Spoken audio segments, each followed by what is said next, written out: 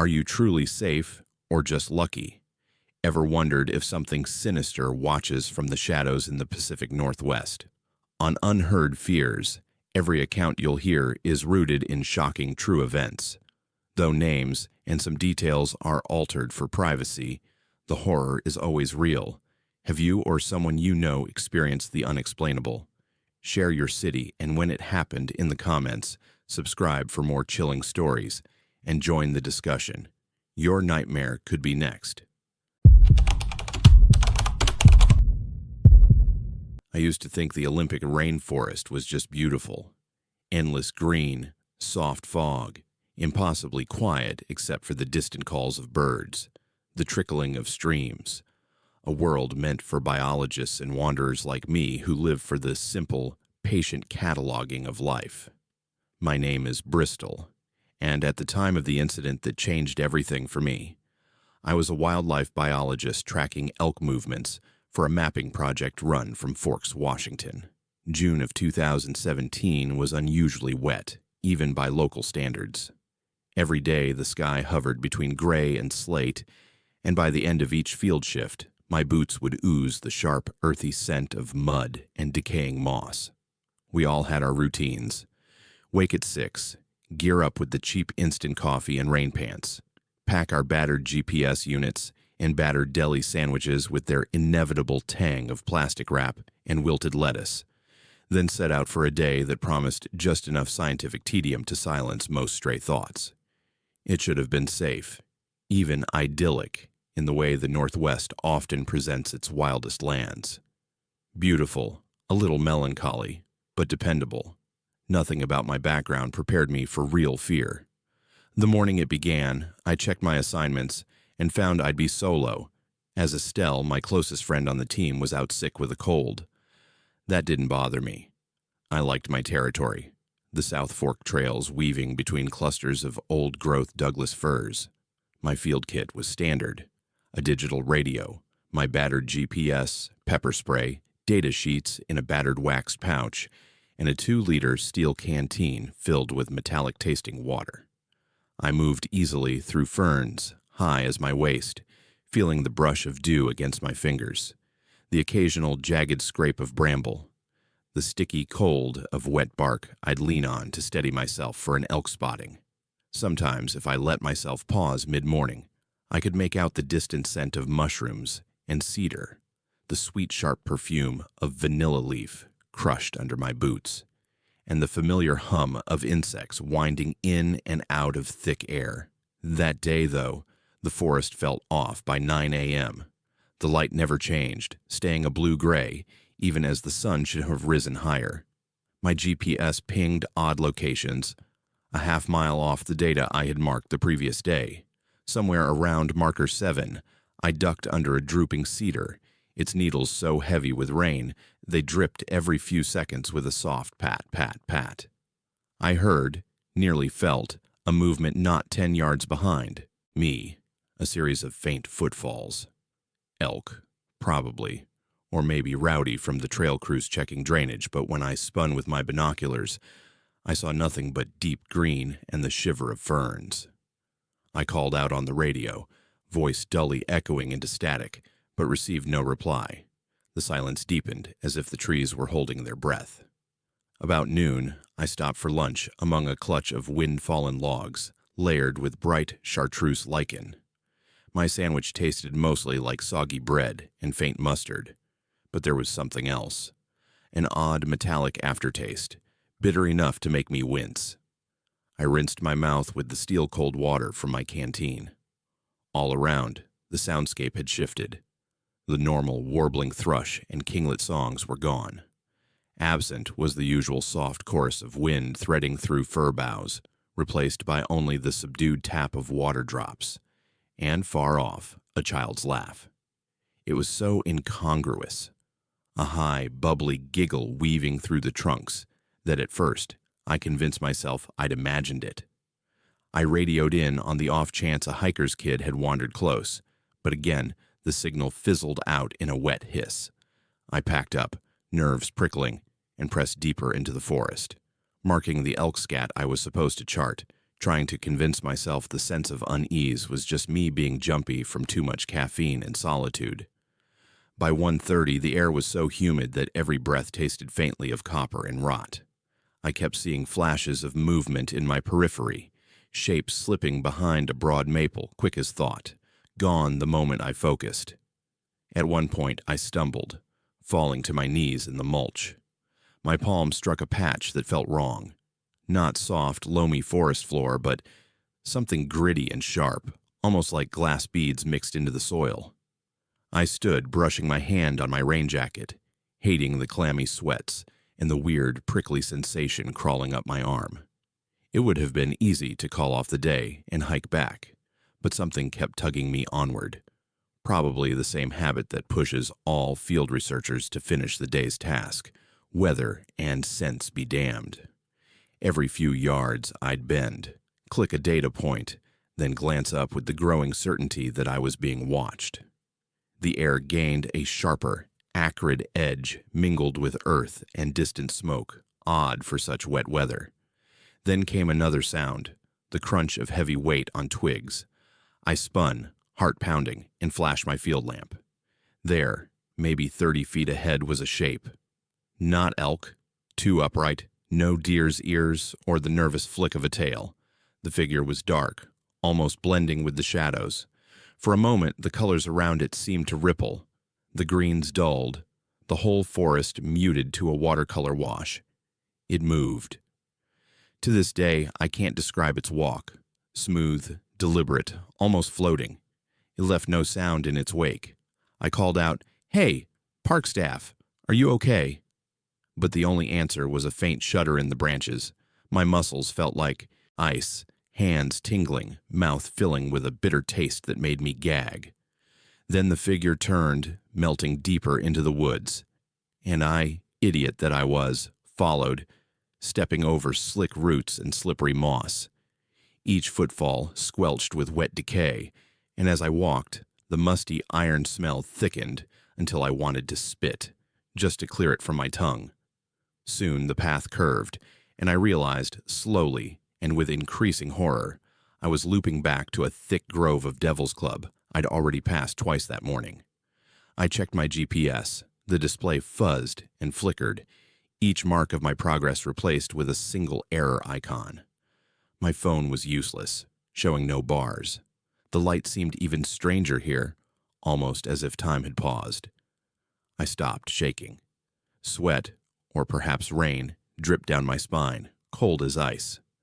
The wind picked up, carrying with it a whiff of burning plastic, like someone torching trash deeper in the forest. That's when the laughter sounded again, closer, almost inside my head, warping into a low, guttural echo. My vision blurred, as if a veil had dropped over the world. I remembered what Estelle once told me. If you get lost, double back, never trust your instincts if they feel off. This place plays tricks. That mantra repeated in my head as the tension in my gut tightened into pure animal panic. I forced myself to track backwards, marking every second tree with a scrape of my broken thumbnail, desperately seeking something familiar. The forest pressed closer. Every brush of fern was an icy shock, every gust of wind laced with an odd sweetness, almost as if 1,000 vanilla pods were rotting somewhere nearby. I stumbled over a half-buried deer skull, a real one, the bone slick, teeth stained brown, the hollow sockets staring up at me. I knelt, fighting nausea, my hands gripping the skull's rough ridge. The hard edges cut against my palm, sharp enough to draw a bead of blood, which instantly tinged metallic in taste as I licked my lips by reflex. I rose, legs shaking, and tried another direction. Again, the woods never changed. No matter how I navigated, every landmark repeated in dreamlike distortion. I grew lightheaded, a growing pressure building in my ears. It was then I saw the footprints. They led across a shallow gully, spaced impossibly wide, rounding the base of an ancient spruce. Each step was half obliterated by water, but their shape was wrong. Too large for any animal, too twisted for a person. I tried to radio, pressing the mic so hard, My thumbnail dug into the plastic groove. On the other end, only static replied, then, beyond a wash of white noise, my own voice echoed back, replaying words I hadn't spoken aloud. Panic crashed over me in a tidal wave. The next moments blurred together, the taste of rust filling my mouth, a vibration buzzing through my boots, every nerve screaming for movement. I ran, heedless of direction, letting instinct drive me away from the prints, from the sound of shuffling, steps now mimicking my own. The air grew thick with the smell of singed wires and wet leaves. Once, something brushed my ankle, a sensation so cold, so alien I nearly tripped. I lunged forward, bark scraping my arms, lungs burning as I sucked in breath after breath of sodden, bitter air. I collided with something hard, a downed tree trunk slick with slime. For a heartbeat, all I could smell was rot, feel the scratch of decaying bark against my cheek. Above, a patch of sky showed through the canopy, barely brighter than dusk. I dug my nails into the bark, anchoring my trembling body as the laughter, now warped and mechanical, looped in my ears. My throat itched. Something tasted of burnt sugar and soap. I spat once, twice, thankful only for the scrap of action. When the world finally stilled, I remained pressed against that log for what felt like hours. No steps followed, no laughter rang out. The forest returned, sounds filtering back, drips of water, a chickadee's call, the distant howl of a coyote. Slowly, my hands stopped shaking. I crawled to my knees and, almost desperately, forced myself to taste a pinch of trail mix, peanuts, raisins, chocolate, all now tinged with the ghost of that metallic blood taste. It helped a little to ground me in the here and now. Cautiously, I tried the radio one last time, half joking in my mind that if Estelle answered, I'd buy her a month's worth of her favorite cherry Coke. When static cleared, a voice, her voice, crackled, faint but unmistakable. "Bristol, you copy. You missed check-in. Where are you?" Relief made me dizzy. I babbled coordinates, voice fumbling as the trees finally seemed to thin. It took the team more than an hour to reach me. I saw their high-visibility orange vests glinting in the new slant of sun as clouds shifted. They brushed mud from my clothes, checked me for scrapes. No one, not even Leaf, believed the worst of what I described. "Elk fever," they joked gently. "You got lost in the fog and spooked yourself." But that night, long after I'd showered away the earthy filth and the copper tang, sleep eluded me. In my mind, shadows flickered. A scent of burnt wire tickled my nose. A taste of old coins haunted my tongue, and laughter, never quite fully human, swirled in the edge of dreams. Ever since, the forest has not left me. Even in cities, when rain pools against the curb, I sometimes catch the scent of deep rot, the faint rush of wind through unseen trees. The taste comes too every now and then, unbidden, a bitterness at the back of my throat that can't be explained by nerves or memory. I still have the deer skull, cleaned and placed on a bookshelf, as a reminder. Some secrets in the wilderness remain unmeasured, some echoes of fear too real to ever be dismissed as tricks of the mist.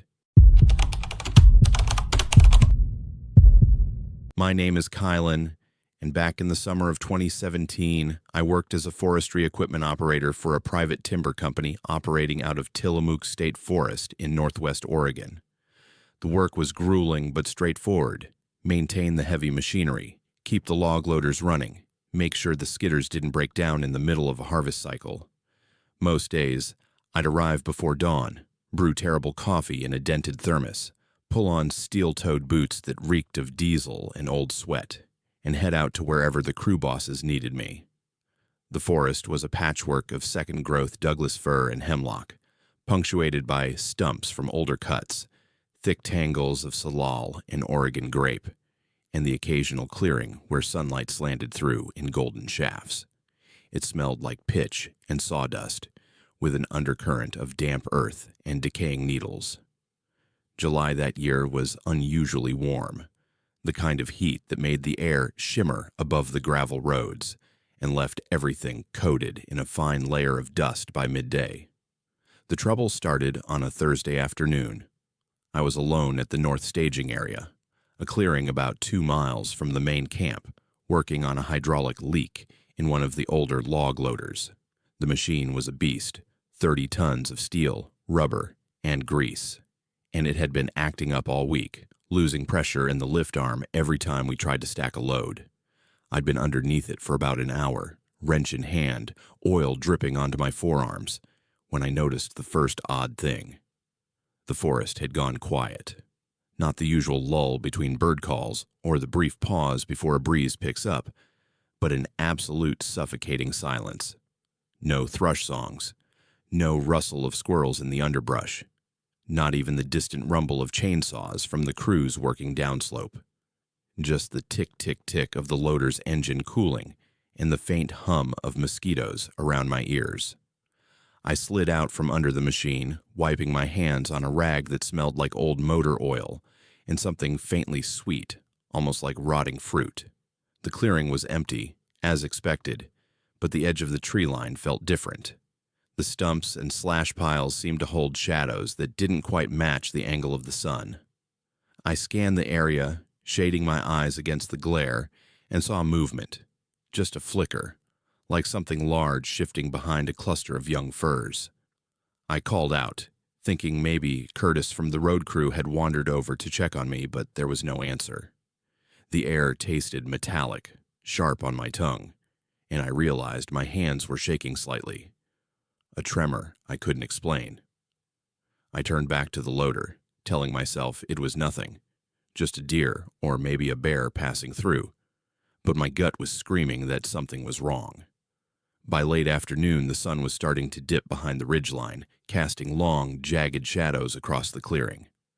I'd finished patching the hydraulic line and was testing the lift arm when I smelled it. Sulfur, thick and acrid, mixed with the sharp stench of decaying wood. It was so strong it made my eyes water. I shut off the engine and stepped away from the machine, scanning the perimeter again. The smell was coming from the northeast, where a dense stand of old stumps and fallen logs formed a natural barrier. I grabbed my radio, intending to call the main camp and report a possible chemical spill or maybe a dead animal, but the radio crackled with static and went dead. The battery indicator still showed full, but no matter how many times I keyed the mic, I got nothing but hiss and pop. The light was fading fast now, the kind of dusk that comes on quick in the deep forest, turning everything from gold to gray in a matter of minutes. I decided to pack up and head back to camp, but as I turned toward my truck, I heard it. A low, guttural growl, so deep it seemed to vibrate through the ground beneath my boots. It didn't sound like any animal I'd ever heard, not a bear's rumble or a cougar's scream. It was something else, something that made the hair on the back of my neck stand up and my stomach clench. I spun around, flashlight in hand, and swept the beam across the tree line. For a second, I saw nothing. Then, maybe 50 feet out, 2 eyes reflected back, pale, almost luminescent, set too high and too wide apart to be anything natural. The thing moved, not with the loping gait of a bear or the fluid slink of a cat, but with a deliberate, almost mechanical precision, each step silent despite its size. I could make out a shape now, barely, something massive, black as pitch, with limbs that seemed too long and jointed in ways that hurt to look at. The smell intensified, sulfur and rot and something oily that coated the back of my throat, making me gag. My hands fumbled for the truck keys in my pocket, but my fingers were numb, clumsy. The creature, because I couldn't think of it as anything else, paused at the edge of the clearing, its head tilting as if studying me. I could hear a faint clicking sound, like claws tapping on stone, and beneath that, a wet, rasping breath. I don't remember making the decision to run. One moment I was rooted to the spot, flashlight beam shaking. The next I was sprinting toward the truck, gravel crunching under my boots, lungs burning as I sucked in air that tasted like copper and ash. Behind me, I heard the growl again, closer now, and the sound of something heavy crashing through the underbrush. I didn't look back. I couldn't. My entire focus was on the truck, the driver's side door, the ignition. I slammed into the door hard enough to bruise my shoulder, yanked it open, and threw myself inside. The keys slipped from my fingers, bouncing off the seat and onto the floor. I scrambled for them, swearing, my breath coming in ragged gasps. The clicking was right outside now, circling the truck, and I could feel the vehicle rock slightly as something brushed against the side. When I finally got the engine started, the headlights flared to life, illuminating the clearing. For a split second, I saw it clearly. A hulking, almost reptilian shape, covered in slick black skin that seemed to absorb the light. Its limbs were too long, ending in splayed, claw-tipped appendages that dug into the dirt. The head was broad, flat, with a mouth full of uneven teeth and those pale, dead eyes.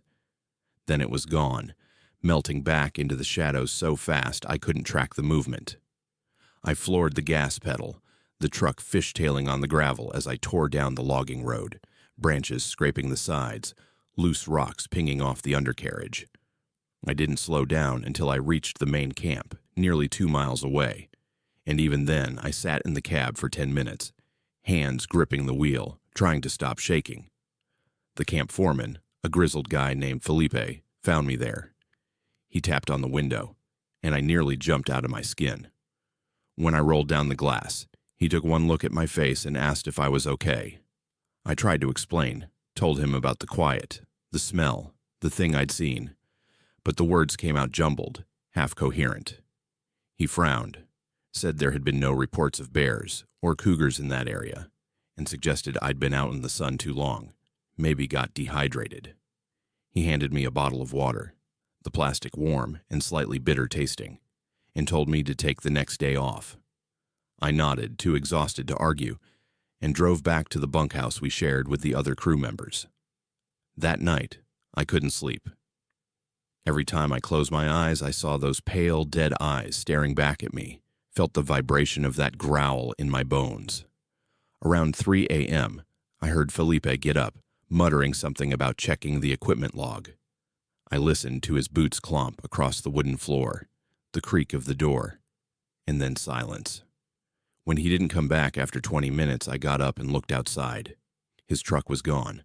I assumed he'd driven down to the staging area, maybe to check if I'd left something behind, or to see if there was any truth to my story. I waited another hour, but he didn't return.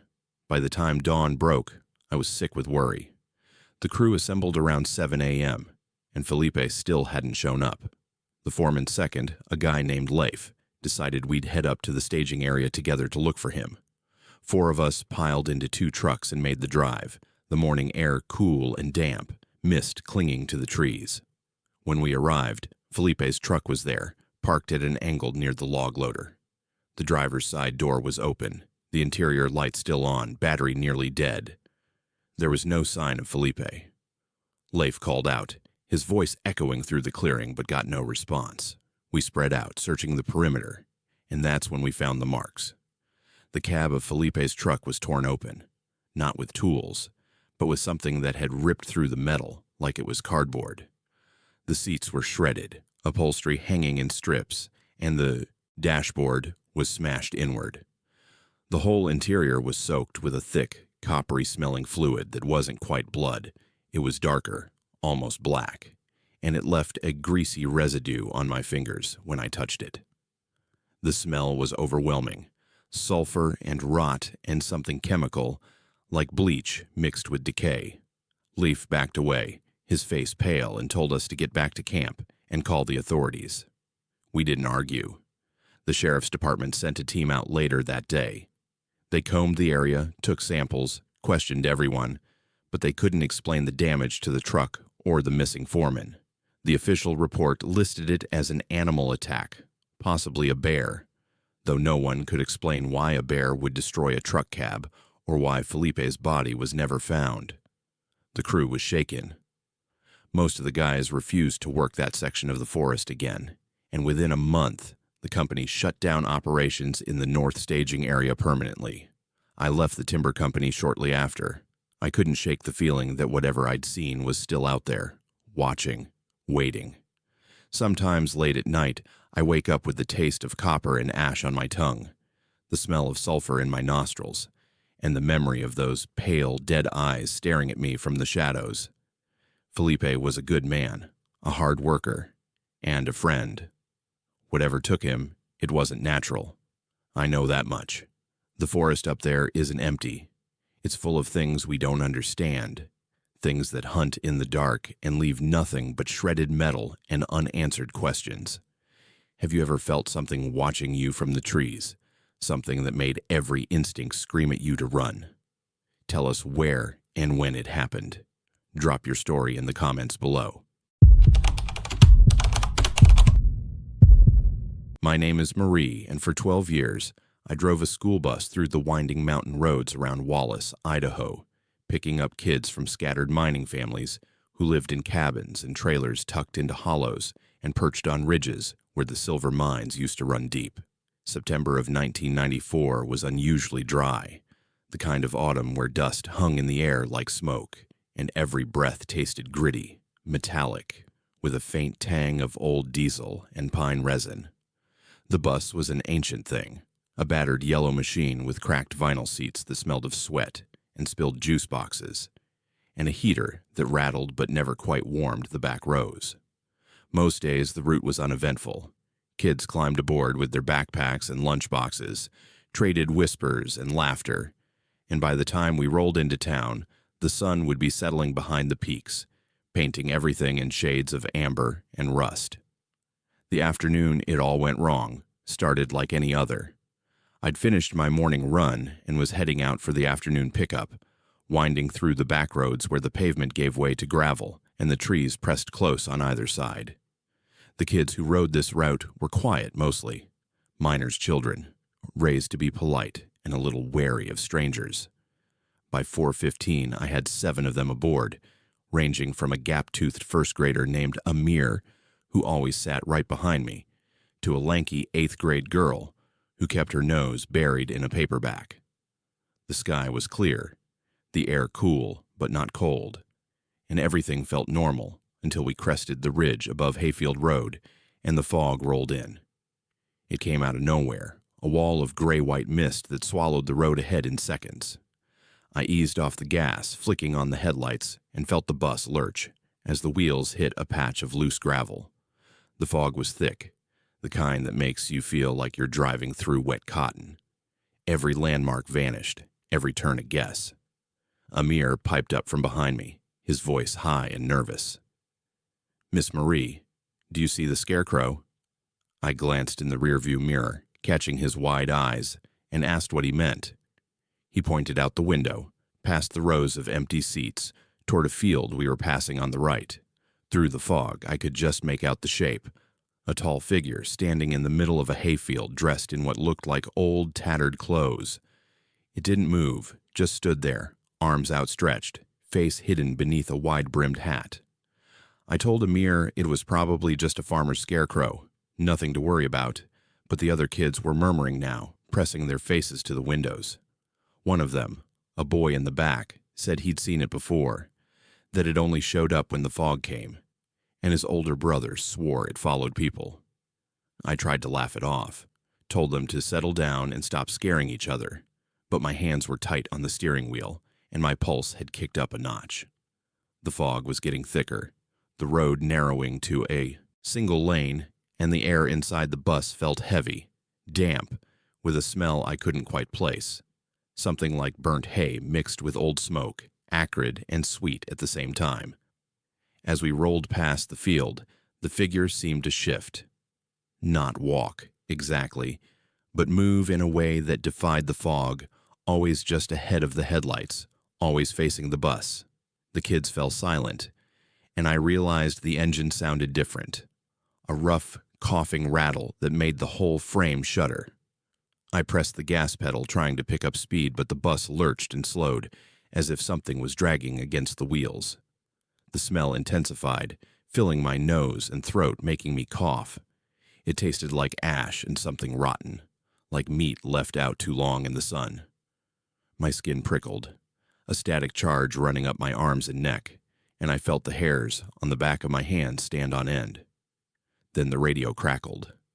I hadn't turned it on, but suddenly it was hissing with white noise, punctuated by bursts of what sounded like singing, old-fashioned, warbling voices, the kind you'd hear on scratchy records from the 1930s. The kids gasped, and Amir grabbed the back of my seat, his knuckles white. I reached for the radio knob, intending to shut it off, but the moment my fingers touched the metal, a shock zipped through my hand, sharp and cold.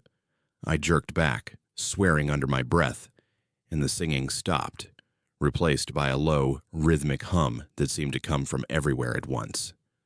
The bus engine coughed again and died. We coasted to a stop in the middle of the road, fog pressing against the windows like living thing. I turned the key, pumping the gas, but the engine wouldn't catch. The kids were silent now, staring out at the fog, and I could hear my own breath, ragged and too loud in the quiet. Outside, the figure was closer, much closer. It stood maybe 20 yards ahead, right in the middle of the road, and I could see now that it wasn't a scarecrow at all. The clothes were wrong, patched together from burlap and leather, the hat too large and sagging. Its arms hung at odd angles, and where its face should have been, there was only shadow, a darkness that seemed to swallow the light. I told the kids to stay in their seats, not to move, and reached for the emergency radio under the dash. My hands were shaking so badly I nearly dropped the mic, but when I keyed it, all I got was static. No dispatcher, no other drivers, just hiss and pop. The figure tilted its head, a slow, deliberate motion, and I felt a wave of cold wash over me, so intense my teeth chattered. The taste in my mouth was metallic, bitter, like licking a battery. One of the kids whimpered, and I turned to see them all pressed back in their seats, eyes wide, faces pale. Amir was crying quietly, tears streaking his cheeks. I don't know what made me think of it, maybe desperation, maybe some half-remembered story from my own childhood, but I remembered my grandmother telling me once that old spirits, the kind that cling to fields and forgotten places, could be warded off with offerings. Flowers, she said, or bread, or anything that showed respect. I didn't have bread, but there was a bundle of wildflowers on the dash, a gift from my daughter that morning. I grabbed them, my hands fumbling, and cracked open the driver's side window. The fog poured in, cold and damp, carrying that burnt hay smell so thick it made me gag. I held out the flowers, voice shaking as I called out, "Take these. Please, just let us go." For a long moment, nothing happened. The figure stood motionless, the hum growing louder, vibrating through the bus frame and into my bones. Then, slowly, the fog began to thin. The figure didn't move, didn't acknowledge the flowers, but the oppressive weight in the air lifted, just a fraction. I threw the flowers out the window, watched them land on the gravel, and turned the key again. This time the engine caught with a rough growl, coughing black smoke from the exhaust. I didn't wait. I floored the gas pedal, the bus lurching forward, tires spinning on the loose gravel before finding traction. We passed the figure, and I refused to look at it, eyes locked on the road ahead. The kids were silent, pressed against the windows, and I could feel their fear like a physical presence. The fog thinned as we climbed the hill, and by the time we reached the main road, the sky was clear again, the sun low and red on the horizon. I didn't stop until we reached the school parking lot, where parents were already waiting. When I opened the doors, the kids filed out without a word, pale and shaken, and I sat there for a long time, hands still gripping the wheel, breathing in the stale air that still carried the faintest hint of burnt hay. Later that night, I called the sheriff's office to report what had happened. The deputy on duty listened politely, took notes, and suggested we'd driven through a patch of swamp gas, maybe got disoriented in the fog. He didn't mention the figure, the singing, or the flowers I'd thrown on the road. I didn't argue. But over the next few weeks, I started hearing stories from the older folks in town, tales of a scarecrow that moved through the fields every few decades, always in the fog, always when the harvest was bad. Some said it was a spirit from the old mining days, a man who died in a cave-in and was buried in an unmarked grave near the hayfields. Others claimed it was older, something that predated the mines, tied to the land itself. I kept driving my route, but I never took the hayfield road again. I couldn't.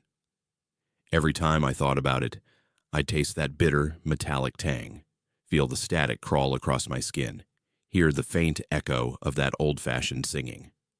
Amir's family moved away the following spring, and I heard through the grapevine that he'd stopped talking about the scarecrow, but his sleep was restless, plagued by dreams of fog and fields. The bus was eventually retired, sold off to a scrap yard, and I moved to a different district, but the memory stays with me. The weight of that cold, the smell of burnt hay, the sense that something ancient and angry had brushed past us and, by some small mercy, decided to let us go. Have you or your family ever witnessed something in the fields or back roads that made no sense, something that felt older than it should be? Share your encounter and where it happened in the comments below. My name is Galilea, and back in March of 2013, I worked as a maintenance electrician for the city of Seattle, handling repairs and upgrades in some of the oldest, most forgotten corners of the infrastructure. The underground tunnels beneath Pioneer Square were part of my regular beat. Dank, brick-lined passages that dated back to the 1890s, remnants of the city's original street level before the Great Fire forced everything to be rebuilt higher. Most people only knew the tunnels from tourist tours, sanitized walks through selected sections with guide ropes and theatrical lighting. But the real underground was different. It was a maze of forgotten basements, sealed storefronts, and crumbling corridors that smelled like ancient mildew, standing water, and something metallic that clung to the back of your throat. The air down there was always cold, even in summer, and the darkness was absolute beyond the reach of your flashlight. I'd been working those tunnels for 3 years by the time the incident happened, and I thought I'd seen everything they had to offer. I was wrong. The call came in on a Tuesday afternoon, routine maintenance for a section of the electrical grid that powered some of the street-level businesses above. The foreman said one of the junction boxes had been flickering, probably corroded wiring or water damage, and I needed to get down there and fix it before the weekend. I grabbed my toolkit, a heavy rubber-handled flashlight, and a spare battery pack, then headed down through the access hatch near First Avenue. The descent was always unnerving, a narrow metal ladder that dropped 20 feet into darkness, the rungs slick with condensation and grime. By the time I reached the bottom, my hands were cold, my breath visible in the damp air, and the smell hit me like a wave. Mildew and sulfur, thick enough to taste, with an undercurrent of something sweet and rotten, like fruit left to decay in a sealed room. The tunnel stretched ahead, bricks stained black with age and moisture, the floor uneven with broken cobblestones and puddles of oily water that reflected my flashlight beam in fractured patterns. I'd worked this section before, but something felt different that night. The usual ambient noise, dripping water, the distant hum of street traffic, the occasional creak of old wood, was absent. Instead, there was only silence, so complete it pressed against my eardrums like cotton. I moved forward, boots squelching in the muck, and counted the junction boxes until I found the one flagged in the work order. It was mounted on the wall about chest high, the metal casing pitted with rust, the wiring inside a tangled mess of ancient cloth-wrapped cables and corroded copper. I set down my toolkit, pulled out my wire strippers, and got to work. About 20 minutes in, I felt the first cold spot. It came out of nowhere, a drop in temperature so sudden and sharp that my breath turned to fog and the hairs on my arms stood straight up. I paused, flashlight swinging to scan the tunnel, but saw nothing. The cold lingered for maybe 10 seconds, then dissipated as quickly as it had come. I told myself it was just a draft, maybe a shift in airflow from the street-level vents, and went back to the wiring. But my hands were shaking, and when I twisted a connector, I felt a static shock zip through my fingers, sharp enough to make me hiss and jerk back. The shock wasn't normal. It tasted like ozone, and left a tingling numbness that crawled up my wrist. That's when I heard the footsteps. Slow, deliberate, the sound of hard-soled shoes on stone, echoing from somewhere deeper in the tunnel. I called out thinking maybe another worker had been dispatched, or a homeless person had found their way down but got no response. The footsteps continued, growing louder, closer, and I felt a knot of unease tighten in my chest. I grabbed my flashlight and aimed it down the tunnel, the beam cutting through the darkness to reveal nothing but empty passage and crumbling brick. The footsteps stopped. The silence returned, heavier than before, and I realized I could hear my own heartbeat thudding in my ears. I forced myself to finish the repair, fingers fumbling with the connectors, every nerve screaming at me to leave. As I tightened the last screw, my flashlight flickered. Once, twice, then went out entirely. The darkness that swallowed me was total, a blackness so complete I couldn't see my own hand in front of my face. Panic surged, hot and sharp, and I fumbled for the spare battery pack in my belt pouch. My fingers found it, but as I pulled it free, something brushed against my shoulder. A touch so cold it burned, like ice pressed directly to skin. I yelped, stumbling backward, and the flashlight slipped from my grip, clattering to the floor. The sound echoed, impossibly loud, and in the echo I heard something else, a whisper, soft and rasping, too close to my ear to be anywhere but right beside me. The whisper said my childhood nickname, a name I hadn't heard in over a decade, a name only my grandmother used before she passed. The sound of it, spoken in that wet, breathy voice, made my blood turn to ice. I dropped to my knees, groping blindly for the flashlight, my hands slapping through puddles and scraping against broken stone. My breath came in ragged gasps, the taste of mildew and soot thick on my tongue, and I felt something gritty and foul coating my lips, like dust mixed with ash. Finally, my fingers closed around the flashlight. I slammed the spare battery in, twisted the cap, and the beam flared to life, harsh and white in the darkness. There, maybe 15 feet away, I saw her. A woman, pale as marble, dressed in something that looked Victorian. High collar, long skirt, hair pinned up in an elaborate style. Her face was delicate, almost beautiful, but wrong in a way I couldn't articulate. The features were too symmetrical, the eyes too large, and they didn't blink. She stood perfectly, still, hands clasped at her waist, and she was staring at me. Not looking. Staring, with an intensity that felt like physical weight. The air around her seemed to shimmer, and I realized with a sick lurch that I could see the brick wall through her, faint but unmistakable. I don't remember making the decision to run. One moment I was frozen, flashlight locked on her. The next I was scrambling to my feet and sprinting down the tunnel, toolkit forgotten, breath tearing at my lungs. Behind me I heard the footsteps again, faster now, and the whisper, my name, my nickname, over and over in that rasping, breathy voice. The tunnel seemed to stretch, every step taking me nowhere, the exit impossibly far. I slipped on the wet stone, caught myself against the wall, and felt something slick and cold under my palm. When I pulled my hand away, it was coated in a black, oily substance that smelled like burnt rubber and decay. I wiped it on my jeans, gagging, and kept running.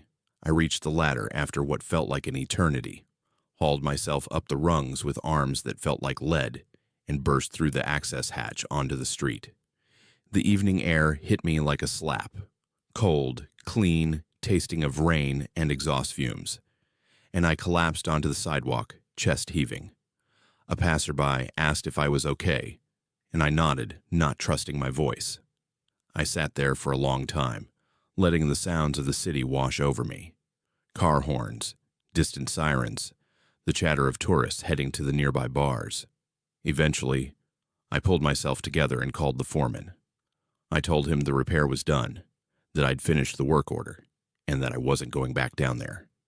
He laughed, said everyone got spooked in the tunnels eventually, and told me to take the next day off. But I couldn't let it go. That night, I went home and scrubbed my hands until they were raw, trying to wash away the smell of mildew and sulfur and that black, oily substance. It didn't work. The smell lingered, faint but persistent, and when I closed my eyes, I saw her face. Those two large eyes, that unblinking stare. I couldn't sleep. Every creak of the house, every shift of shadow made me jump. By morning, I was exhausted, nerves frayed, and I knew I had to find out what I'd seen. I spent the next few days digging through city archives, old newspaper clippings, anything I could find about the Pioneer Square underground. What I learned didn't help. The tunnels had a history. In the late 1800s, they'd been part of the bustling street level, home to shops, brothels, opium dens, and boarding houses. After the Great Fire, the city razed the streets, and the old ground level was abandoned, left to decay. Over the years, stories accumulated, tales of hauntings, of people seeing figures in Victorian dress, of cold spots and whispers and objects moving on their own. Some of the accounts mentioned a woman, always described the same way. Pale, beautiful, dressed in old-fashioned clothes appearing near the old storefronts and sealed doorways. No one knew who she was, but the stories dated back decades, maybe longer. I tried to rationalize it. Maybe I'd been oxygen-deprived, hallucinating from the stale air and stress. Maybe the whisper had been an echo, a trick of acoustics in the tight space. But I couldn't explain the touch, the cold that burned, or the oily substance on my hand. A week later, I went back to the tunnels, determined to prove to myself it had all been in my head. I brought a co-worker, a maintenance supervisor who'd worked even longer than me. We descended together, flashlights cutting through the darkness, and made our way to the junction box I'd repaired. Everything looked normal. The wiring was solid, the box closed and secure. But as we turned to leave, my coworker stopped and pointed. There, on the wall near where I'd knelt, was a handprint. Small, delicate, pressed into the grime and dust. It wasn't mine. My hands were larger, rougher.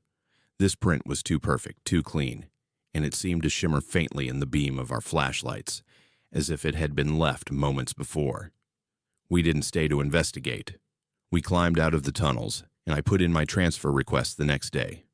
I moved to surface maintenance, working above ground where the sun could reach, and the air didn't taste like decay. But sometimes, late at night, I still smell it. The mildew and sulfur, the burnt rubber and ash. And sometimes, in the quiet moments before sleep, I hear that whisper, soft and rasping, calling the name only my grandmother knew. I don't go near Pioneer Square anymore. Some places hold their ghosts too tightly, and some encounters leave marks you can't wash away. What's the strangest thing that's ever whispered your name in complete darkness? Comment below and tell us if you ran or stayed. My name is Irene, and in January of 2021, I was working part-time as a rideshare driver in Portland, Oregon, trying to make ends meet while finishing my nursing degree. The gig was simple enough. Pick people up, drop them off, smile and nod through small talk, and collect 5-star ratings. Most nights were uneventful, a blur of downtown pickups, late shift workers heading home, and the occasional drunk college kid who'd fall asleep in the back seat. I'd been doing it for almost 2 years, logging hundreds of rides without incident, and I'd gotten comfortable with the rhythm of the city at night. The glow of neon reflecting off wet pavement, the hum of the engine, the familiar routes that became muscle memory. January was cold that year, the kind of damp cold that seeped into your bones, and the streets were slick with rain and patchy ice. I remember thinking the worst thing I'd have to deal with that month was skidding on a patch of black ice or navigating drunk passengers. I was completely wrong. The pickup request came in around 11:45 on a Thursday night. The app pinged with an address in the Pearl District, a neighborhood I knew well. Upscale condos, trendy restaurants, usually safe and well lit. I pulled up to the location, a corner near a shuttered boutique, and waited. A man emerged from the shadows, tall and dressed in a long coat, carrying a leather briefcase that looked expensive, the kind with brass clasps and worn edges that suggested it had been around for decades. He wore an antique watch on his wrist, silver with an ornate face, the kind you'd see in a vintage shop or inherited from a grandfather. He smiled as he slid into the back seat, polite and soft-spoken, and confirmed the destination, an address in the industrial district on the east side, near the river. I plugged it into the GPS and pulled away from the curb, merging into the sparse, late-night traffic. At first, the ride was normal. He made small talk, asked how long I'd been driving, mentioned he was in town for business. His voice was smooth, cultured, with a faint accent I couldn't place. The car smelled faintly of his cologne, something sharp and chemical, almost medicinal, mixed with the damp leather of his briefcase. As we crossed the Burnside Bridge, the city lights reflecting in the black water below, he shifted the conversation. He started talking about the city's history, the old neighborhoods that had been demolished, the warehouses that used to house illegal operations during Prohibition. I nodded along, half listening, focused on the road. The rain was picking up, fat drops splattering against the windshield, and the GPS was guiding me into a part of the industrial district I didn't recognize. Narrow streets lined with shuttered factories and chain-link fences, the kind of area that felt abandoned, even during the day. That's when I noticed the smell. It started subtly, creeping in beneath the cologne. Something sharp and acrid like bleach mixed with rust. I cracked the window, thinking maybe it was coming from outside, but it only got stronger. The air tasted metallic, greasy, coating the back of my throat. I glanced in the rearview mirror and saw him watching me, his expression unreadable. He continued talking, his stories growing darker, more detailed. He mentioned recent disappearances in the city, cases I'd heard about on the news, people who'd vanished without a trace, bodies that were never found. He spoke about them with an unsettling familiarity, describing details that hadn't been made public, like where they were last seen or what they'd been wearing. My hands tightened on the steering wheel, a cold knot forming in my stomach. The GPS directed me down a side street, and the car began to vibrate, a low rumble that I felt through the seat and floorboards. I assumed it was the road, potholes, or uneven pavement. But when I looked down, the street was smooth, freshly paved. The vibration continued, steady and rhythmic, like a heartbeat. The passenger leaned forward slightly, and I caught a glint of something metallic beneath his briefcase. A flash of surgical steel, thin and sharp.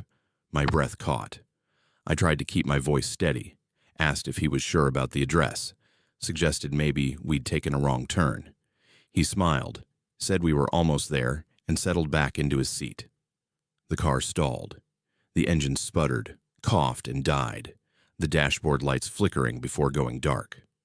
We coasted to a stop in the middle of the street, surrounded by empty warehouses and pools of orange light from scattered street lamps. I turned the key, pumped the gas, but the engine wouldn't turn over. The passenger didn't move, didn't speak, just sat there watching me in the rearview mirror. The smell was overwhelming now, so thick I could taste it.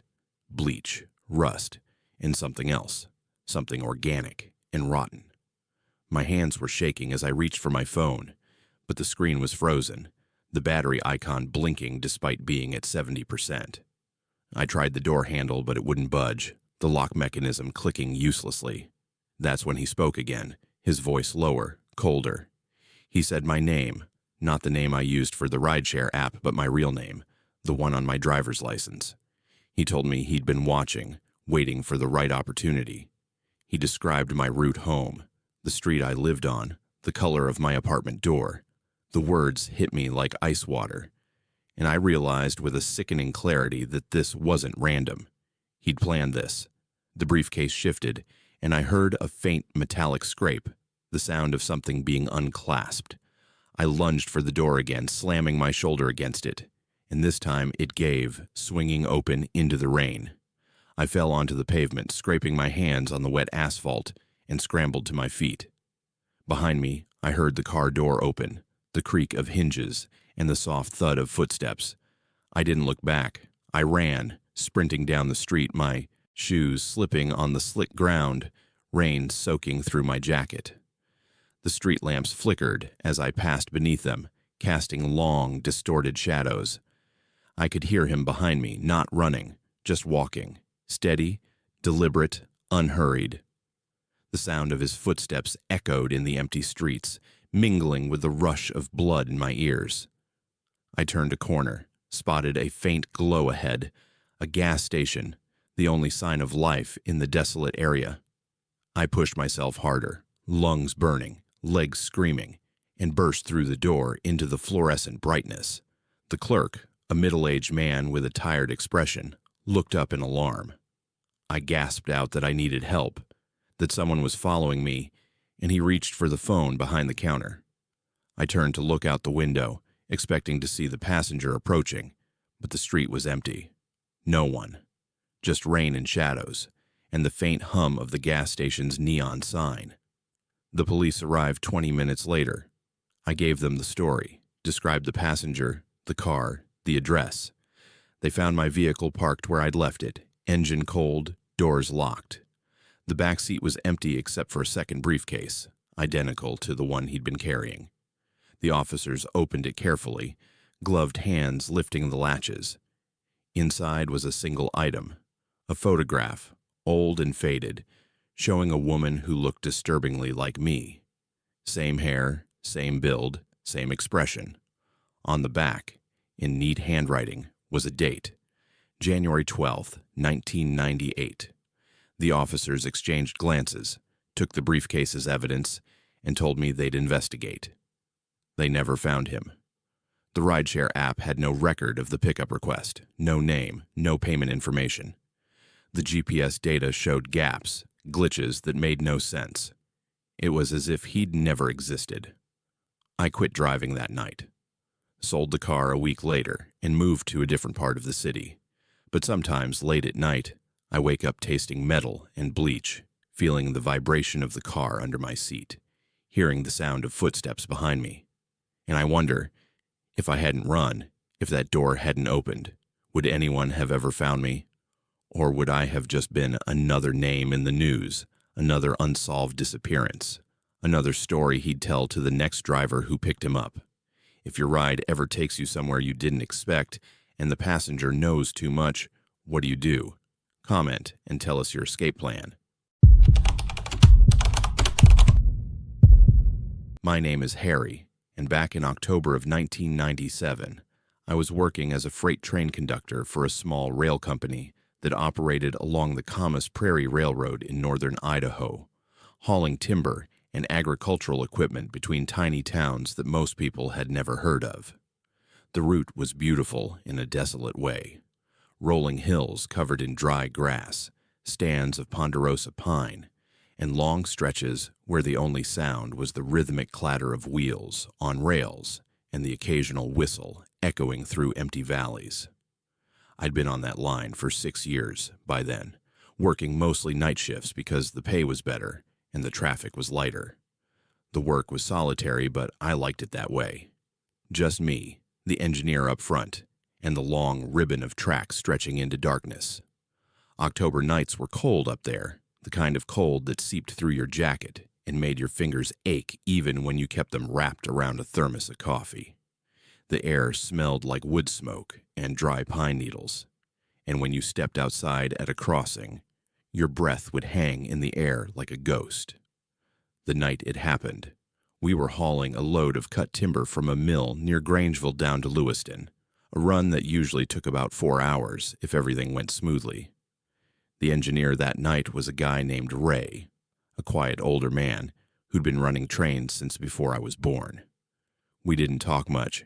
He stayed up front in the cab, and I walked the length of the train every hour or so, checking couplings and making sure nothing had shifted or come loose. The moon was almost full that night, hanging low and orange over the hills, casting long shadows that seemed to move even when nothing else did. We'd left the mill around 8:30 and were making good time, the train rumbling through the darkness at a steady 40 miles per hour, the headlamp cutting a bright cone through the night.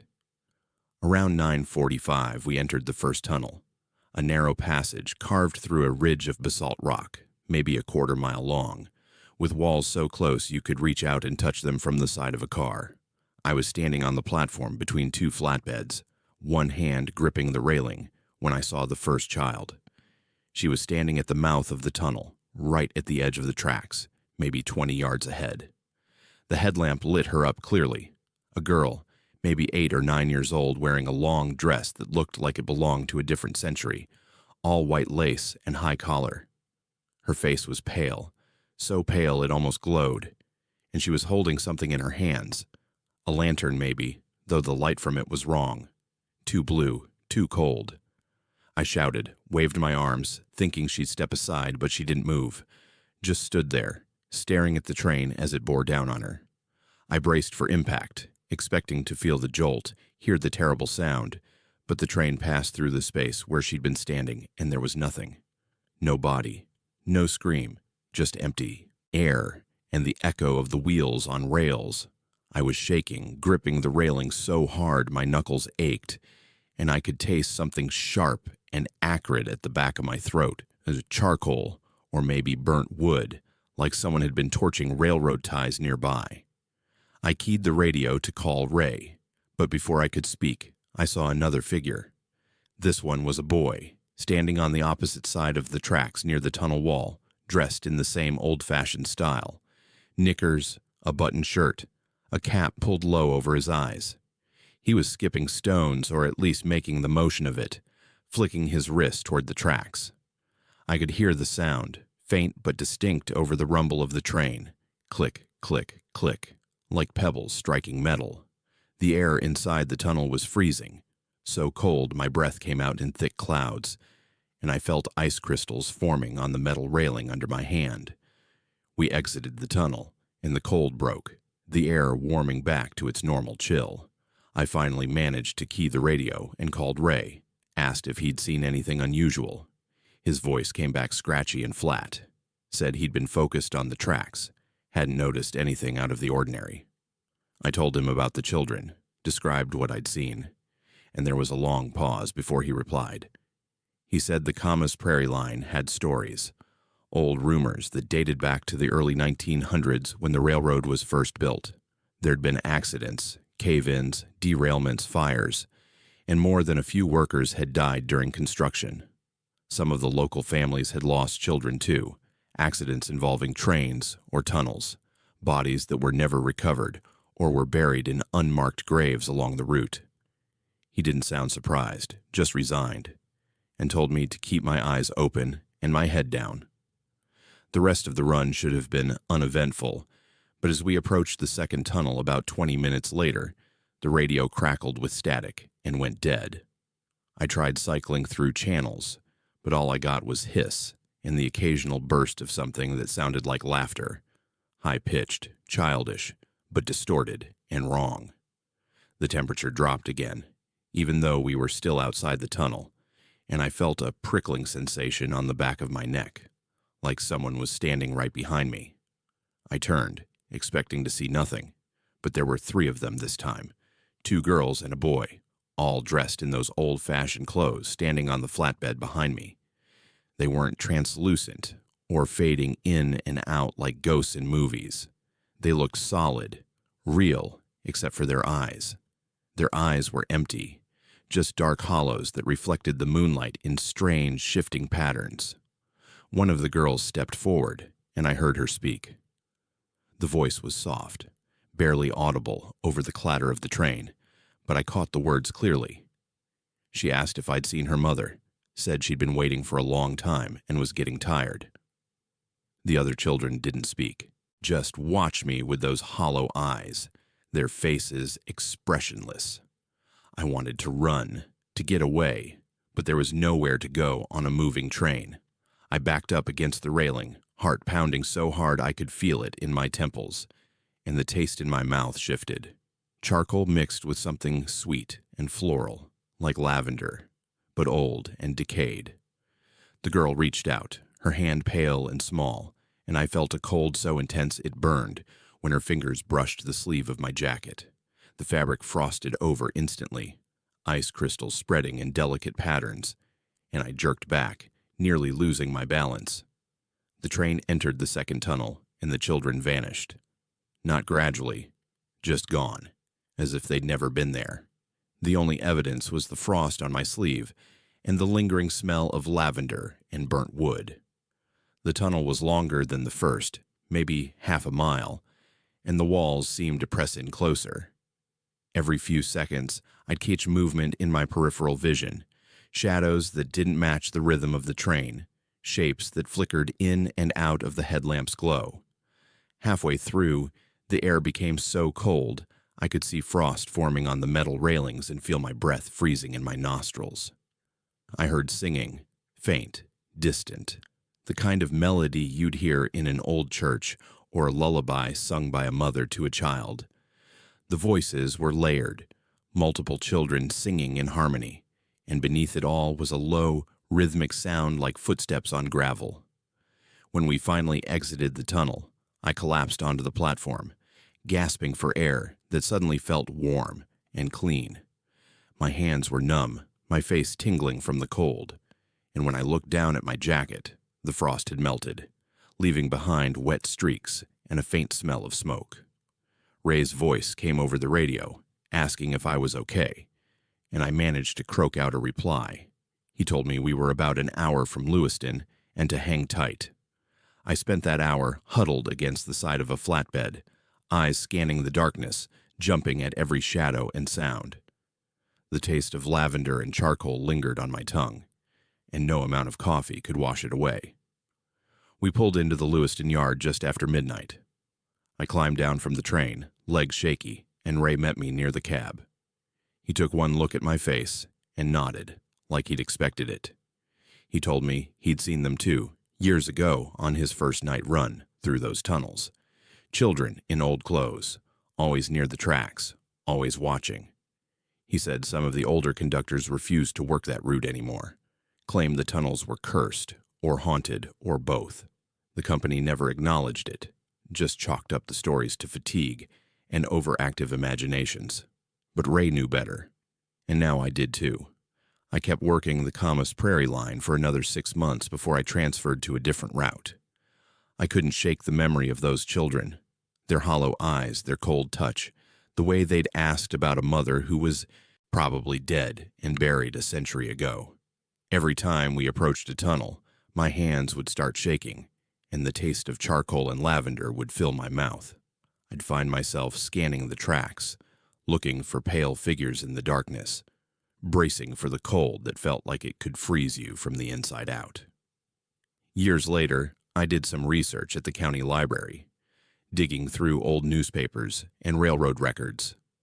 I found accounts of accidents dating back to the early 1900s, children who'd wandered onto the tracks, workers' families who'd lived in camps near the tunnels, a fire in one of the construction shacks that killed 7 people, including 5 children. Their bodies were buried near the rail line in a plot that no longer had markers or headstones. The dates matched the time period of the clothes I'd seen, and one of the articles mentioned rumors of sightings, pale figures near the tunnels, cold spots that couldn't be explained, the sound of children singing in places where no children should be. I haven't been back to that line since I transferred, but sometimes, late at night when I'm lying in bed, I hear it. The faint echo of singing, the click of stones on metal, the smell of lavender mixed with smoke. And I wonder if those children are still there, standing at the mouths of those tunnels, waiting for someone who's never coming back. When the air turns ice cold for no reason and you catch a scent that doesn't belong, do you stay and investigate or turn around? Tell us what you do in the comments. My name is Marina, and in June of 2016, I was working as an emergency room nurse at a hospital in Tacoma, Washington, pulling 12-hour shifts that blurred together in a haze of trauma codes, medication orders, and the constant smell of disinfectant mixed with blood and sweat. The ER was always chaotic. Gunshot wounds, car accidents, heart attacks, overdoses, but you learned to compartmentalize, to focus on the task at hand, and let the horror slide off your back when you clocked out.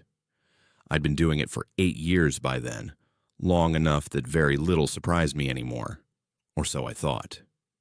June that year was unusually warm, the kind of heat that made the asphalt shimmer and turned the hospital parking lot into an oven. The air conditioning in the ER struggled to keep up, and by the end of a shift, your scrubs would be soaked with sweat and whatever fluids you'd encountered during the day.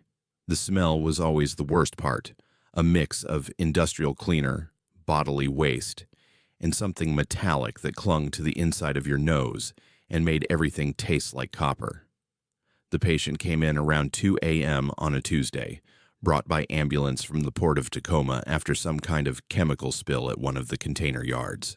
The paramedics wheeled him in on a gurney, his face covered with an oxygen mask, his body wrapped in sterile sheets. They said he'd been exposed to an unknown substance, something that had leaked from a damaged shipping container, and had developed severe skin reactions within minutes. The attending physician, a no-nonsense woman who'd seen just about everything, ordered him into isolation room 3 and assigned me as primary nurse.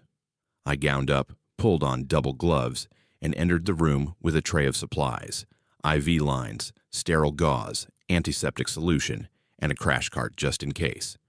When I peeled back the sheets, I had to suppress a gasp. His skin was covered in raised, angry welts that seemed to pulse with their own rhythm, as if something was moving beneath the surface. The welts were dark red, almost purple, and they glistened with a clear fluid that smelled like ammonia mixed with something sweet and rotten. I'd seen chemical burns before, but this was different. The edges of the welts were irregular, almost fractal, and they seemed to spread as I watched, creeping up his arms and across his chest in slow, deliberate waves. The patient was conscious, barely, his eyes rolling back and forth behind half-closed lids, his breathing shallow and ragged. When I spoke to him, asked his name and what had happened, his lips moved but no sound came out. Just a wet clicking noise that made my skin crawl. I started an IV line, my hands shaking slightly as I felt for a vein. His skin was hot to the touch, feverish, but also strangely slick, like it had been coated in oil. The needle slid in easily, but when I pulled back to check for blood return, the fluid that filled the chamber wasn't quite right. It was darker than it should have been, almost black, and it had a viscosity that made it cling to the inside of the tubing. I labeled it as contaminated and switched to a fresh line, making a mental note to send samples to the lab for analysis. The attending came in, took one look at the patient, and ordered a full hazmat protocol. Within minutes, the room was sealed, air circulation cut off, and everyone who'd had contact with the patient was logged for observation. The real horror started about an hour later. I was monitoring his vitals, checking the IV drip, when I noticed the welts had changed. They weren't just spreading anymore. They were opening. Small fissures appeared along the edges, splitting the skin like overripe fruit, and from these openings came a sound. It was faint at first, barely audible over the hum of the medical equipment, but it grew louder, a wet, gurgling whisper that seemed to form words. I leaned closer, straining to hear, and that's when I felt it. A vibration, low and rhythmic, pulsing through the air and into my chest. It wasn't just a sound, it was something you could feel, something that resonated in your bones and made your teeth ache. I stepped back, my breath fogging the inside of my face shield, and watched as the fissures widened. The fluid that leaked out wasn't blood or pus. It was something else, something thick and iridescent that caught the fluorescent light and refracted it in oily rainbows. The smell intensified, ammonia and rot mixing with something chemical and sharp, like burning plastic. My eyes watered, and I tasted it on my tongue, a metallic, bitter flavor that coated my mouth and made me gag. I called for the attending, but she was already there, standing just inside the door, staring at the patient with an expression I'd never seen on her face before. Fear. The patient's condition deteriorated rapidly after that. The welts continued to open, revealing layers of tissue that didn't look human. Striated fibers that twitched and contracted, glistening membranes that pulsed in time with his heartbeat. The whispers grew louder, forming fragments of words that didn't make sense, syllables that hurt to hear. I tried to clean the wounds, to apply sterile dressings, but the tissue rejected everything. Gauze dissolved on contact, antiseptic solution bubbled and steamed, and every time I touched him, the vibration intensified, sending sharp jolts of pain up my arms and into my shoulders. My gloves began to degrade, the latex thinning and tearing, exposing my skin to the fluid that was now pooling on the gurney and dripping onto the floor. By 4 a.m., we'd called in a specialist from the CDC, a hazmat team, and half a dozen consultants who conferred via video link from labs across the country. No one had seen anything like it. The lab results came back inconclusive. Traces of organic compounds that didn't match any known database, isotopes that shouldn't exist in nature, and cellular structures that defied classification. The patient was still alive, his vitals stable, but wrong. Heart rate too slow, blood pressure too high, oxygen saturation fluctuating in patterns that didn't correspond to his breathing. And the wounds kept spreading, consuming more of his body, turning skin and muscle into something alien and unrecognizable. Around dawn, I was changing out an IV bag when I felt it, a sharp sting on the back of my right hand, just above the wrist. I looked down and saw a small red mark, barely visible, but it itched.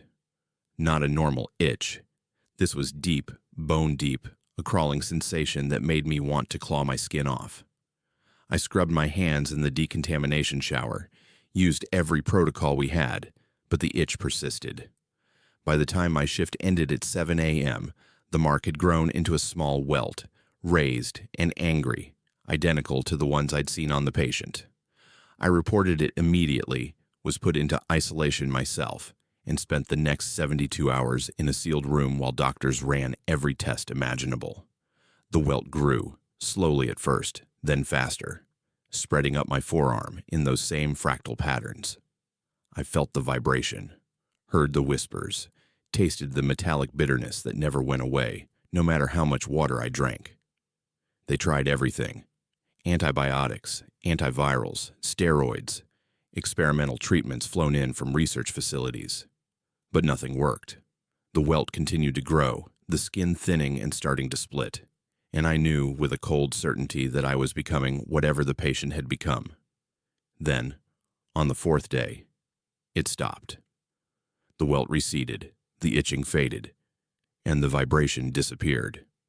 By the end of the week, there was nothing left but a faint scar, a thin white line that marked where the infection had been. The doctors had no explanation. The patient, meanwhile, had been transferred to a secure facility somewhere outside the city. I never found out what happened to him, whether he recovered or if he became something else entirely. The hospital sealed the records, classified the incident, and made everyone involved sign non-disclosure agreements. But I know what I saw, what I felt, what I became for those few days. And sometimes, late at night, when I'm alone, I feel it again. A faint itch on the back of my hand, a vibration just below the threshold of hearing, a taste of metal and rot on my tongue. I look down and see the scar, still there, still faintly visible under the right light, and I wonder if it's really gone, or if it's just waiting, dormant, for the right conditions to wake up and finish what it started. When something inside you starts to change and the doctors have no answers, do you trust the silence or prepare for the worst? Drop your thoughts below. My name is Nelson, and back in February of 2002, I was working as an avalanche safety manager for a ski resort on Mount Hood in Oregon, responsible for monitoring snow conditions, triggering controlled avalanches before they became dangerous, and coordinating rescue operations when things went wrong. It was demanding work, the kind that required constant vigilance and a healthy respect for the mountain's unpredictable moods. February that year was brutal: heavy snowfall, high winds, and temperature swings that created unstable layers in the snowpack. We'd been on high alert for weeks, limiting access to certain slopes and keeping close watch on the backcountry areas where inexperienced skiers sometimes wandered despite warnings. The mountain was beautiful in a harsh, unforgiving way. Endless white, punctuated by dark stands of fir and hemlock, the air so cold it burned your lungs, and the silence so complete you could hear your own heartbeat between gusts of wind. The incident happened on a Thursday afternoon when our team was conducting routine snow stability tests on Elliott Glacier, a remote area on the northeast face of the mountain. There were 3 of us, me, a younger safety tech named Alfredo, who joined the team 6 months earlier, and a veteran ski patroller who'd been working Hood for over 20 years. We'd taken snowmobiles up to the test site, a flat expanse above a series of steep chutes that funneled down toward the timberline. The weather forecast called for clear skies, but conditions on the mountain could change in minutes, and by the time we'd set up our equipment, a light snow had started falling. Not concerning at first, just flurries that danced in the wind and dusted our gear, but within an hour, the flurries had turned into a full blizzard. Visibility dropped to less than 20 feet. The wind picked up to the point where we had to shout to hear each other, and the temperature plummeted. We made the decision to pack up and head back to base, but when we tried to start the snowmobiles, 2 of them refused to turn over. Frozen fuel lines, dead batteries, some combination of both. It didn't matter. We had 1 working machine and 3 people, and the storm was intensifying. The veteran patroller took the working snowmobile and headed back for help, promising to return with a second machine within the hour. Alfredo and I stayed behind, huddled inside a small emergency shelter we'd erected, a reinforced tent staked into the snow with ice anchors, equipped with a portable heater that ran on propane canisters. The tent smelled like stale sweat and melted plastic from the heater, and the fabric walls snapped and billowed with every gust of wind. Outside, the world was white noise, howling wind, the hiss of snow against nylon, and nothing else. An hour passed, then 2. The patroller didn't return, and the radio crackled with nothing but static. We tried multiple frequencies, keyed the emergency channel, but got no response. The storm had turned into a complete whiteout, the kind where you couldn't see your hand in front of your face if you stepped outside. Alfredo was getting nervous, pacing the small interior of the tent, his breath coming in short, visible puffs despite the heater. I told him to conserve energy, to sit down and stay calm, but I could feel the same unease creeping into my chest. Something was wrong. The patroller should have been back by now, or at the very least, someone at base should have been able to reach us on the radio. Around 6 p.m., the wind stopped, not gradually, just cut off mid-gust, leaving behind a silence so absolute it felt unnatural. Alfredo and I exchanged glances, and I unzipped the tent flap to look outside. The snow was still falling, thick and heavy, but there was no wind. The flakes drifted straight down in perfect vertical lines, accumulating at a rate that would bury us by morning if we didn't move. That's when I heard it. A sound that didn't belong. It was faint, barely audible but distinct. A chittering, like insects or small animals communicating, echoing from somewhere out in the snowfields. I stepped outside, my boots sinking into knee-deep powder, and scanned the area with my headlamp. The beam cut through the falling snow, illuminating a landscape that looked alien, smooth, featureless white, broken only by the faint outlines of rocks and trees. Alfredo joined me, and we stood there, listening. The chittering came again, closer this time, and with it a smell, sharp and acrid, like burning resin mixed with something organic and rotten. I'd smelled a lot of things on the mountain: pine smoke, diesel fumes, the metallic tang of cold air. But this was different. It made my eyes water and coated the back of my throat with a taste that reminded me of old pennies left in dirty water. We decided to stay put, to wait out the night in the shelter and reassess at first light. We retreated into the tent, sealed the flap, and cranked up the heater. The silence outside continued, oppressive and wrong, broken only by the occasional chittering echo that seemed to circle the tent. Midnight came and went. Alfredo dozed fitfully, jerking awake every few minutes with wide, frightened eyes. I stayed alert, monitoring the heater, checking our supplies, and listening. Around 2 a.m., I heard footsteps. Not boots crunching in snow, something lighter, faster, moving in patterns that didn't make sense. I grabbed my headlamp and scanned the tent walls, expecting to see shadows cast by whatever was outside, but there was nothing. The footsteps continued circling, and then they stopped directly at the entrance to the tent. I heard breathing, low, raspy, wet, and then a scratching sound, like claws or fingernails dragging across the nylon. Alfredo was awake now, staring at the tent flap, his face pale in the dim glow of the heater. I motioned for him to stay quiet, and we waited. The scratching continued for what felt like hours, but was probably only minutes, and then it stopped. The silence returned, and with it came a new smell, something sweet and cloying, like overripe fruit mixed with ammonia. It was so strong I gagged, pressing my sleeve over my nose and mouth. Alfredo did the same, his eyes streaming with tears. We cracked the tent flap to let in fresh air, and that's when we saw it. There was a hole in the snow about 30 feet from the tent. Not a depression or a drift. A perfectly round hole, maybe 3 feet in diameter, descending straight down into darkness. The edges were smooth, almost polished, and steam rose from the opening in lazy spirals. I'd never seen anything like it. Natural snow formations didn't look like that. This was deliberate, carved or melted by something. Alfredo wanted to investigate, but every instinct I had screamed to stay away. We closed the tent flap, sealed it tight, and huddled near the heater, listening to the silence and trying to ignore the smell that wouldn't go away. Dawn came slowly, the light filtering through the storm in shades of gray. The snow had stopped, but the sky was still overcast, threatening more. We packed up the shelter, loaded what we could onto our backs, and started hiking toward base. The going was brutal, chest-deep snow, treacherous footing, and the constant threat of triggering a slide. About a mile from the test site, we found the snowmobile. It was overturned, half buried in a drift, the engine cold, and the fuel tank punctured.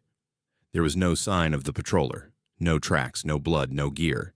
Just the wrecked machine and nearby another one of those holes. This one was larger, maybe 5 feet across, and when I leaned over the edge and shone my light down, I couldn't see the bottom.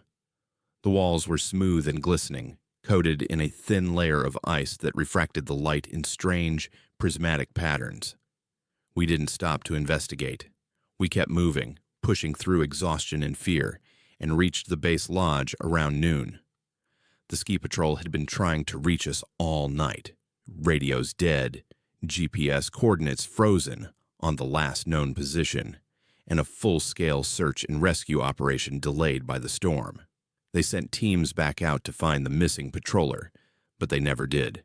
The official report listed him as lost in the blizzard, presumed dead, body unrecoverable due to avalanche danger and snow depth. The holes were never mentioned.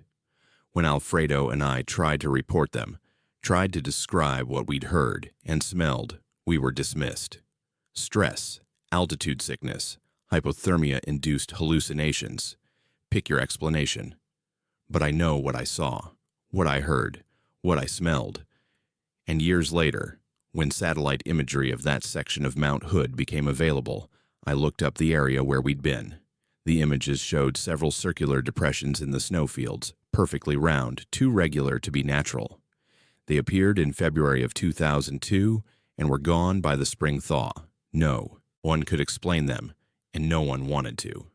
The mountain keeps its secrets, and sometimes those secrets are better left buried under snow and ice. If you found something impossible in the wilderness, a sign that shouldn't exist, would you report it or walk away knowing no one will believe you? Share what you do in the comments. My name is Calliope, and in April of 2019, I was working as a marine biologist based out of Depot Bay, Oregon, studying unexplained whale deaths along the Central Coast. The job took me to remote beaches and tidal zones, places where the Pacific crashed against jagged basalt cliffs and the air always smelled of salt and decay. That spring had been unusually grim. 7 gray whales had washed ashore in the span of 3 weeks, their bodies bloated and covered in strange lesions that didn't match any known disease or parasitic infection.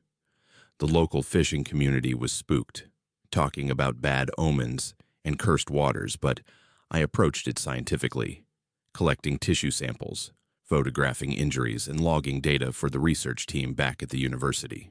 The beaches were beautiful in a desolate way. Black sand mixed with volcanic rock, tide pools teeming with anemones and starfish, and fog that rolled in so thick you could taste it, metallic and briny on your tongue. The first sign something was wrong came during a routine survey at a beach about 3 miles south of the bay. I was walking the tide line at dawn, scanning for new specimens, when I noticed the effigies. They weren't driftwood sculptures or art installations.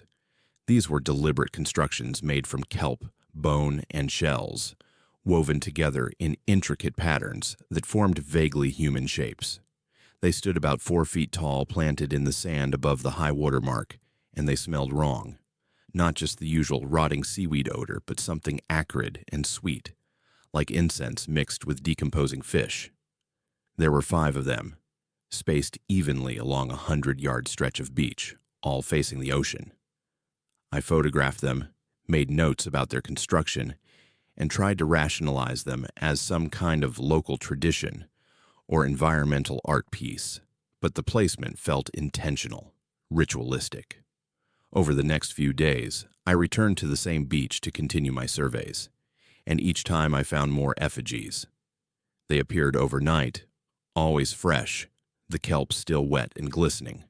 The bones, mostly seabird skulls and fish vertebrae, arranged in patterns that hurt to look at too long. The patterns seemed to shift when I wasn't looking directly at them, forming shapes that suggested meaning without quite communicating it. The smell intensified with each visit, and I started tasting it constantly. A metallic, briny flavor that coated my mouth and made everything I ate taste like rust and salt. I reported the findings to my supervisor, who dismissed them as local fishermen marking territory or playing pranks, but I couldn't shake the feeling that something deeper was happening. The breaking point came on a Thursday night. I'd stayed late at the beach, collecting samples from a freshly washed-up whale calf, and lost track of time. By the time I finished, the sun had set and the fog had rolled in, thick enough that my flashlight beam barely penetrated 10 feet. I was packing up my gear when I heard the chanting. It was distant at first, rhythmic and melodic, coming from somewhere down the beach toward the water. I followed the sound, curiosity overriding caution, and as I got closer, I saw them, figures wading in the shallows, maybe a dozen of them, moving in synchronized patterns through the waves. They wore dark clothing that clung to their bodies, and they were chanting in a language I didn't recognize, the syllables harsh and guttural, rising and falling with the rhythm of the tide. I crouched behind a cluster of rocks, my heart pounding, and watched. The figures moved deeper into the water until they were waist deep, and then they raised their arms in unison. The tide began to turn, not gradually like it should, but all at once, rushing back toward shore in a wave that glowed faintly red in the moonlight. The water wasn't reflecting light, it was producing it, a bioluminescent crimson that stained the foam and left glowing streaks on the sand as it receded. The figures continued chanting, and with each repetition, the water grew redder, thicker, until it looked less like seawater and more like blood. The smell hit me then, metallic, overwhelming, mixed with that same incense odor from the effigies. I gagged, pressing my sleeve over my nose, and tasted iron and salt on my lips. The chanting stopped abruptly, and the figures turned to face the shore. I couldn't see their faces in the fog and darkness, but I felt their attention shift toward where I was hiding. My flashlight flickered, the beam dimming to a faint orange glow, and my phone screen went black despite showing full battery moments before. I stayed frozen, barely breathing, as the figures began to move toward shore. Their footsteps made no sound, and the water parted around them in ways that defied physics, flowing away as if repelled. They reached the beach and dispersed into the fog, vanishing so completely it was as if they'd never been there. I waited another 10 minutes, every muscle locked with tension, before I dared to move. When I finally stood and made my way back to where the figures had been, I found the sand littered with shells. They weren't ordinary shells. These were delicate, spiraled forms, stained deep red, still wet with that glowing seawater. I collected a few, sealing them in sample bags with shaking hands, and noticed my fingers were stained too. A rust-colored residue that wouldn't wash off no matter how much I scrubbed in the tide pools. The taste in my mouth intensified, and I felt grit between my teeth. Fine black sand mixed with something else, something that crunched and tasted bitter. I left the beach and drove straight back to the lab, where I spent the rest of the night analyzing the shells and the residue on my hands. The results were impossible. The shells contained trace amounts of human hemoglobin, proteins that shouldn't exist in marine environments, and isotopes that matched nothing in any database. The red stain had similar properties, organic compounds mixed with minerals found only in deep-sea volcanic vents, combined in ratios that made no scientific sense. I documented everything, compiled a report, and sent it to my supervisor with high-priority flagging. The response came back the next morning. Insufficient evidence, likely contamination, case closed. When I tried to follow up, I was told the whale death investigation had been reassigned, and my contract was being terminated early due to budget cuts. I moved away from Depot Bay a month later, taking a position at a research facility on the East Coast, as far from the Pacific as I could get. But the experience stayed with me. Sometimes I wake up tasting salt and iron, feeling grit on my tongue, and when I look at my hands in the right light, I can still see faint traces of that rust-colored stain embedded in the lines of my palms and under my nails. I researched the area's history and found scattered references to similar incidents. Indigenous legends about blood tides and offerings to sea spirits, accounts from early settlers who witnessed strange ceremonies on the beaches, and modern reports of unexplained phenomena that were always dismissed or covered up. Whatever I witnessed that night was part of something older and stranger than science could explain, something that continues whether we acknowledge it or not. The worst part isn't what I saw. It's the certainty that it's still happening. The effigies are still being built, the chanting still echoes through the fog, and the tides still turn red when the moon is right and the conditions align. And somewhere out there, those figures are still wading into the shallows, speaking words that predate any language we remember, calling to things that sleep beneath the waves. What happens when ancient rituals bleed into modern reality and science can't explain what you've touched? Tell us your theory below. That's it for tonight's journey into the darkest corners of the Pacific Northwest. These stories are real, the fear is genuine, and the mysteries remain unsolved.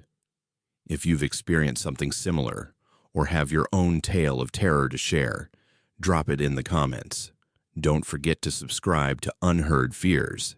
Hit that notification bell, and join us next time as we uncover more stories that prove some truths are too horrifying to ignore.